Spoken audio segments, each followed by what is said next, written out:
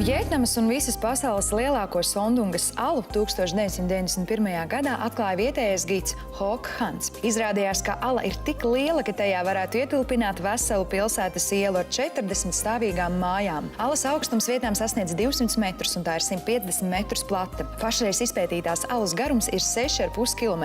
Tomēr zinātnieki uzskata, ka ala ir daudz garāka. Tālāku alas izpēti traucē 45 metrus augstās stalaktītu siena. Pateicoties alas plašumam un savai ekosistēmai, tajā ir izveidojušies savi biotopi, kas neskarti attīstījušies tūkstošiem gadu garumā. Sondungas alas džungļos ir sastopami kukaiņi, putni un pat čūskas. Sondungas ala radusies kalnu upē miljoniem gadu garumā, graužot savu ceļu cauri cietajiem iežu slāņiem, ar ko arī skaidrojams upes nosaukums. Tulkojumā no vjetnamiešu valodas – kalnu upes ala. Upes straujais tecējums, kas atbalsojas pret alas sienām, rada biedējošu troksni. Tādēļ vjetnamieši gadsimtiem ilgi ir vairījušies no šīs vietas apmeklējuma.